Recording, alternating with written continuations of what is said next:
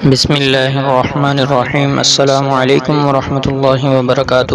آج ہم آپ کے سامنے ایران کی 3 شہزادیوں کا واقعہ بیان کریں گے اور امام زین العابدین رحمۃ اللہ علیہ کے حالات زندگی آپ کے سامنے بیان کریں گے۔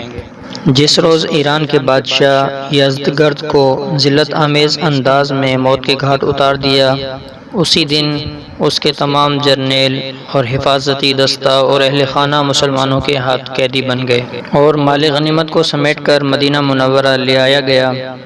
اس عظیم فتح کے موقع پر جس کثیر تعداد میں قیمتی قیدی مدینہ منورہ لائے گئے، اس کی تاریخ میں مثال نہیں ملتی۔ ان قیدیوں میں ایران کے آخری بادشاہ یزدگرد کی 3 بیٹیاں بھی تھیں۔ لوگ قیدیوں کی طرف متوجہ ہوئے اور انہوں نے پلک جھپکتے ہی انہیں خرید لیا اور رقم بیت المال میں جمع کرا دی۔ صرف ایران کے بادشاہ یزدگرد کی بیٹیاں باقی رہ گئی۔ وہ بلا شبہ حسن و جمال کا پیکر اور پری رخ دوشیزائیں تھیں۔ جب انہیں فروخت کرنے کے لیے پیش کیا گیا تو ذلت اور رسوائی کے مارے ان کی آنکھیں زمین میں گڑ گئیں۔ حسرت اور انکساری کی وجہ سے ان کی غزالی آنکھوں سے آنسو بہہ نکلے۔ انہیں دیکھ کر حضرت علی بن ابی طالب رضی اللہ تعالی عنہ کے دل میں ترس آ گیا اور یہ خیال آیا کہ انہیں وہ شخص خریدے جو ان سے حسن سلوک سے پیش آئے۔ اس میں حیران ہونے کی بھی کوئی بات نہیں۔ رسول اللہ صلی اللہ علیہ وسلم نے ارشاد فرمایا تھا کہ شکست خوردہ قوم کے معزز افراد پر ترس کھایا کرو۔ حضرت علی رضی اللہ تعالیٰ عنہ نے امیر المومنین حضرت عمر بن خطاب رضی اللہ تعالیٰ عنہ سے کہا کہ اے امیر المومنین، بادشاہ کی بیٹیوں کے ساتھ امتیازی سلوک ہونا چاہیے۔ حضرت عمر رضی اللہ تعالیٰ عنہ نے فرمایا کہ آپ سچ کہتے ہیں، لیکن اس کی صورت کیا ہو؟ حضرت علی رضی اللہ تعالیٰ عنہ نے فرمایا، ایک تو یہ کہ ان کی قیمت زیادہ لگائیں، اور دوسرا یہ کہ ان کو اختیار دے دیں، جس پر یہ راضی ہو جائیں اس کے ہاتھ میں ان کا ہاتھ دیا جائے اور ان پر کوئی بھی جبر نہ کیا جائے۔ حضرت عمر رضی اللہ تعالیٰ عنہ کو یہ سن کر بڑی خوشی ہوئی اور حضرت علی رضی اللہ تعالیٰ عنہ کی اس تجویز کو نافذ فرما دیا۔ ان میں سے ایک نے حضرت عبداللہ بن عمر بن خطاب رضی اللہ تعالیٰ عنہ کو پسند کیا، دوسری نے حضرت محمد بن ابو بکر صدیق رضی اللہ تعالیٰ عنہ کو پسند کیا، اور تیسری حسن و جمال کی وجہ سے جسے ملکہ خواتین کہا جاتا تھا، اس نے اپنے لیے نواسہ رسول حضرت حسین رضی اللہ تعالیٰ عنہ کو پسند کیا۔ تھوڑے ہی عرصے بعد ملکہ خواتین نے اپنی دلی رغبت سے اسلام قبول کر لیا اور دین کی راہ پر گامزن ہو گئیں۔ غلامی سے آزاد کر دی گئیں۔ کنیز سے آزاد ہو کر بیوی کا باعزت مقام حاصل کیا۔ پھر اس نے سوچا کہ ماضی کی تمام شرکیہ یادیں بالکل بھلا دی جائیں، اور اس نے اپنا نام شاہزندہ سے بدل کر غزالہ رکھ لیا۔ غزالہ کے نصیب میں بہترین رفیق حیات آیا، بڑی خوشگوار زندگی بسر ہونے لگی، مہینے لمحوں میں گزرنے لگے۔ اب ایک ہی دلی خواہش باقی رہ گئی کہ اسے چاند سا بیٹا نصیب ہو جائے۔ اللہ سبحانہ و تعالی نے اس کی یہ خوشی بھی پوری کر دی۔ ایک چاند جیسے چہرے والے بیٹے نے جنم لیا۔ برکت کے لیے اس کا نام دادا کے نام پر علی رکھا گیا، لیکن غزالہ رحمۃ اللہ علیہا کے لیے یہ خوشی چند لمحات سے زیادہ دیکھنا نصیب نہیں ہوئی، کیونکہ وہ اپنے بیٹے کو جنم دیتے ہی اللہ کو پیاری ہو گئی۔ اس نومولود کی پرورش اور نگہداشت ایک کنیز کے حوالے کی گئی، جس نے اسے ماں جیسا پیار دیا۔ اس نے اس پر اپنی محبت کو اس طرح نشاور کیا جس طرح کوئی ماں اپنے اکلوٹے بیٹے سے پیار کرتی ہے، اور اس کی اس طرح پرورش کی کہ یہ نومولود بڑا ہو کر اسے ہی اپنی حقیقی ماں سمجھنے لگا۔ حضرت علی بن حسین رضی اللہ تعالیٰ عنہ جب سن شعور کو پہنچے تو حصول علم کی طرف شوق اور رغبت سے متوجہ ہوئے۔ پہلا مدرسہ گھر ہی تھا، اور یہ کتنا ہی اچھا مدرسہ تھا۔ پہلے استاد ان کے والد حسین ابن علی رضی اللہ تعالیٰ عنہ تھے، اور یہ کتنے عظیم استاد تھے۔ دوسرا مدرسہ رسول اکرم صلی اللہ علیہ وسلم کی مسجد تھا۔ مسجد نبوی میں ان دنوں صحابہ اکرام اور تابعین عظام رحمۃ اللہ علیہ کی چہل پہل تھی۔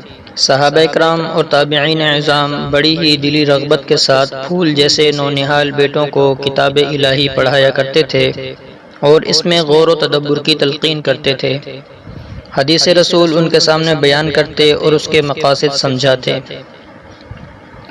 رسول اکرم صلی اللہ علیہ وسلم کی سیرت اور غزوات کی واقعات بیان کرتے، مختلف شعراء کے اشعار پڑھ کر سناتے، پھر ان کے مطالب بیان کرتے۔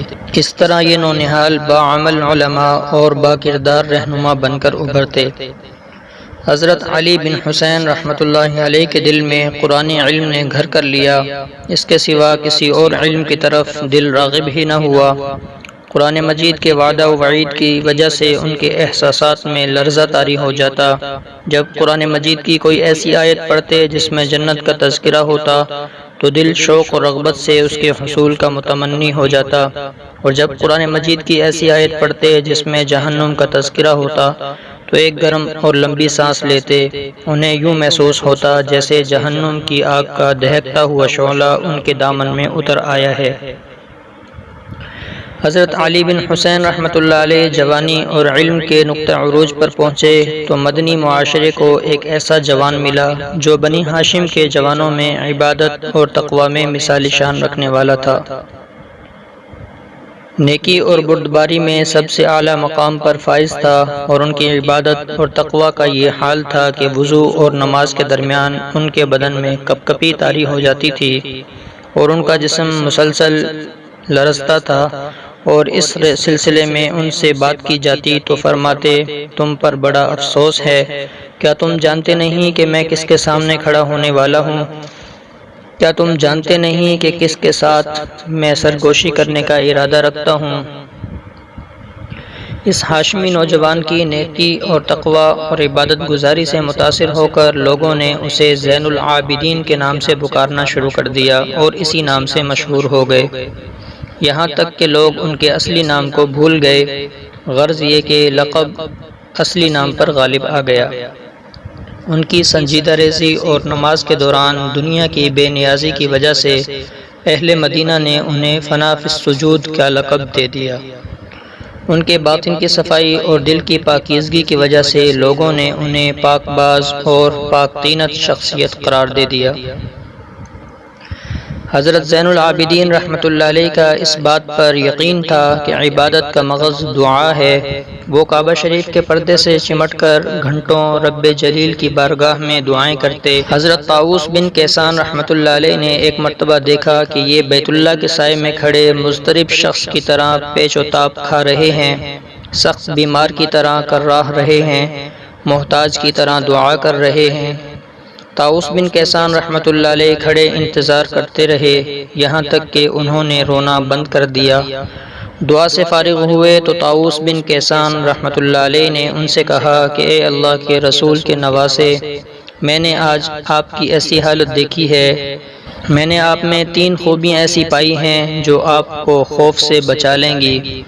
حضرت زین العابدین رحمۃ اللہ علیہ نے پوچھا کہ اے طاؤس، وہ کون سی خوبیاں ہیں؟ حضرت طاؤس رحمۃ اللہ علیہ نے فرمایا، ایک تو آپ رسول اللہ صلی اللہ علیہ وسلم کے نواسے ہیں، دوسرے یہ کہ آپ کو اپنے نانا کی شفاعت حاصل ہو چکی ہے، اور تیسری یہ کہ اللہ تعالیٰ کی رحمت آپ کے ساتھ شامل حال ہوگی۔ انہوں نے فرمایا، اے طاؤس، قرآن مجید کی درج ذیل آیت سننے کے بعد میں سمجھتا ہوں کہ میرا رسول کے ساتھ انتساب مجھے فائدہ نہ دے گا۔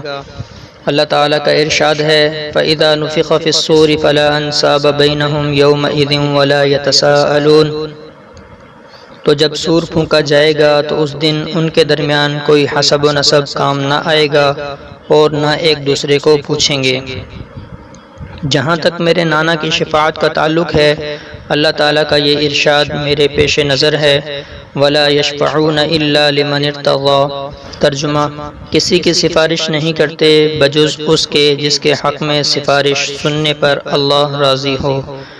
اور جہاں تک اللہ تعالیٰ کی رحمت کا تعلق ہے، اس سلسلے میں ارشاد ربانی ہے، ان رحمت اللہ قریب من المحسنین، بے شک اللہ تعالیٰ کی رحمت نیک کردار لوگوں کے قریب ہے۔ تقوی اور خوف خدا نے حضرت زین العابدین رحمۃ اللہ علیہ میں بہت سی خوبیاں پیدا کر دی تھیں۔ فضل و شرف، نرمی، بردباری کے خوگر ہوئے۔ حضرت حسن بن حسن بیان کرتے ہیں کہ میرے اور چچا زاد بھائی زین العابدین کے درمیان ایک مرتبہ اختلاف پیدا ہو گیا۔ میں ان کے پاس گیا، وہ مسجد میں اپنے ساتھیوں کے پاس بیٹھے ہوئے تھے۔ غصے میں آ کر میں نے جو منہ میں آیا انہیں کہہ دیا، لیکن وہ میری کڑوی کسیلی باتیں خاموشی سے سنتے رہے اور مجھے کوئی جواب نہ دیا۔ میں غصے کا بھرپور اظہار کر کے واپس آ گیا۔ رات کو میرے دروازے پر کسی نے دستک دی۔ یہ دیکھنے کے لیے اٹھا کہ اس وقت میرے دروازے پر کون آ سکتا ہے۔ میں نے دیکھا کہ زین العابدین رحمۃ اللہ علیہ کھڑے ہیں۔ مجھے اس بات میں کوئی شک نہ رہا کہ یہ اب اپنا بدلہ لینے آئے ہیں، لیکن انہوں نے فرمایا کہ میرے بھائی، آج صبح جو آپ نے میرے بارے میں کہا، اگر اس میں آپ سچے ہیں تو اللہ تعالیٰ مجھے معاف کر دے، اور اگر آپ ان باتوں میں سچے نہیں ہیں تو اللہ تعالیٰ آپ کو معاف کر دے۔ یہ کہہ کر مجھے سلام کیا اور واپس چلے گئے۔ میں نے انہیں روکا اور عرض کیا کہ آئندہ میں کوئی ایسی بات نہیں کروں گا جو آپ کو ناگوار گزرے، بھائی مجھے معاف کر دیں۔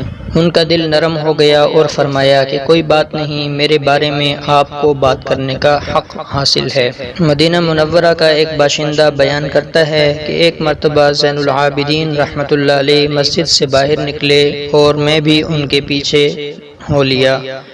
میں بغیر کسی وجہ کے انہیں گالیاں دینے لگا۔ لوگ یہ سن کر مجھے مارنے لگے۔ مجھے اپنی جان کے لالے پڑ گئے۔ قریب تھا کہ وہ میرا کچومر نکال دیتے۔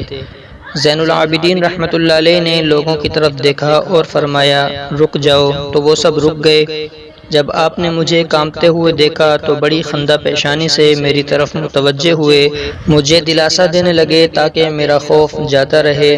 پھر آپ نے فرمایا، آپ نے مجھے اپنی معلومات کے مطابق گالی دی، لیکن وہ عیب جن پر پردہ پڑا ہوا ہے آپ نہیں جانتے، وہ تو اس سے بہت زیادہ ہیں۔ پھر مجھ سے پوچھا، کیا تمہیں کوئی ایسی ضرورت ہے جسے پورا کر کے ہم تمہاری مدد کر سکیں؟ میں شرمندہ ہوا اور کچھ بھی کہہ نہ سکا۔ جب انہوں نے میری شرمساری دیکھی تو اپنی قیمتی چادر اتار کر مجھ پر ڈال دی اور 1000 درہم مجھے عنایت کیے۔ ایک غلام کہتے ہیں کہ میں زین العابدین علی بن حسین رحمۃ اللہ علیہ کا غلام تھا۔ انہوں نے مجھے کسی کام کے لیے بھیجا۔ میں نے بہت دیر کر دی۔ جب میں ان کے پاس آیا تو بڑے غصے سے کوڑا پکڑا ہوا تھا اور میری پٹائی شروع کر دی۔ میں رونے لگا، مجھے غصہ بھی بہت آیا۔ آپ نے اس سے پہلے کسی کو مارا بھی نہیں تھا۔ میں نے کہا، اے علی بن حسین رحمۃ اللہ علیہ، اللہ سے ڈریں۔ ایک تو آپ مجھ سے خدمت لیتے ہیں، میں آپ کے حکم کے مطابق ہر کام پوری محنت سے کرتا ہوں، اور اوپر سے آپ میری پٹائی کرتے ہیں، یہ کہاں کا انصاف ہے؟ میری یہ بات سن کر رو پڑے اور فرمایا، ابھی مسجد نبوی صلی اللہ علیہ وسلم میں چلے جاؤ، 2 رکعت نماز پڑھو، پھر یہ دعا کرو کہ یا الہی علی بن حسین رحمۃ اللہ علیہ کو معاف کر دے۔ اگر آج آپ یہ کریں گے تو میری غلامی سے آپ آزاد ہو جائیں گے۔ میں مسجد گیا، نماز پڑھی اور دعا کی۔ جب میں گھر واپس آیا تو میں آزاد تھا۔ اللہ سبحانہ و تعالی نے حضرت زین العابدین رحمۃ اللہ علیہ پر بڑی مقدار میں مال و دولت اور رزق کے خزانے کھول رکھے تھے۔ تجارت میں انہیں بہت نفع ہوتا تھا، زراعت میں بھی بڑی فراوانی میسر تھی۔ یہ دونوں کام آپ کے نوکر چاکر انجام دیا کرتے تھے۔ زراعت و تجارت کے ذریعے وافر مقدار میں مال و دولت ان کے ہاتھ آتا تھا، لیکن اس فراوانی کے باوجود ان کے اندر تکبر کا کوئی شائبہ پیدا نہیں ہوا۔ البتہ دنیا کے مال کو انہوں نے آخرت کی کامیابی کا ذریعہ بنایا۔ ان کی دولت ہر لحاظ سے ان کے لیے مفید اور کارآمد ثابت ہوئی۔ رازداری اور پوشیدہ انداز میں صدقہ و خیرات کرنا انہیں بہت محبوب تھا۔ جب رات کا اندھیرا چھا جاتا تو یہ اپنی کمزور کمر پر آٹے کے تھیلے اٹھاتے اور مدینے کے ان ضرورت مندوں کے گھر چپکے سے چھوڑ آتے جو خودداری کی وجہ سے لوگوں کے سامنے دست سوال دراز نہیں کرتے تھے۔ یہ کام سر انجام دینے کے لیے رات کی تاریکی میں اس وقت نکلتے جب لوگ سوئے ہوتے تھے۔ مدینہ منورہ میں بہت سے گھر خوشحالی سے زندگی بسر کر رہے تھے، جنہیں یہ بھی معلوم نہ تھا کہ ان کے پاس وافر مقدار میں رزق کہاں سے آتا ہے۔ حضرت زین العابدین علی بن حسین رحمۃ اللہ علیہ فوت ہو گئے اور ان لوگوں کے پاس آٹا آنا بند ہو گیا۔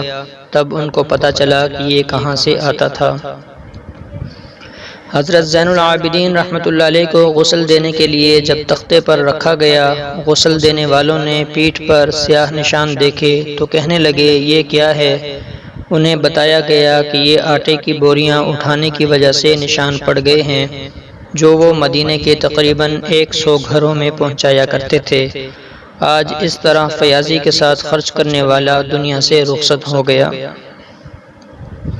حضرت زین العابدین علی بن حسین رحمۃ اللہ علیہ اپنے غلاموں کو اس قدر کثرت اور فیاضی سے آزاد کیا کرتے تھے کہ اس کا چرچا مشرق اور مغرب میں سفر کرنے والے مسافروں تک پہنچ چکا تھا۔ یہ ہر اس غلام کو آزاد کر دیا کرتے تھے جو ان سے حسن سلوک سے پیش آتا، اس کی آزادی اس کے حسن سلوک کا بدلہ ہوگی۔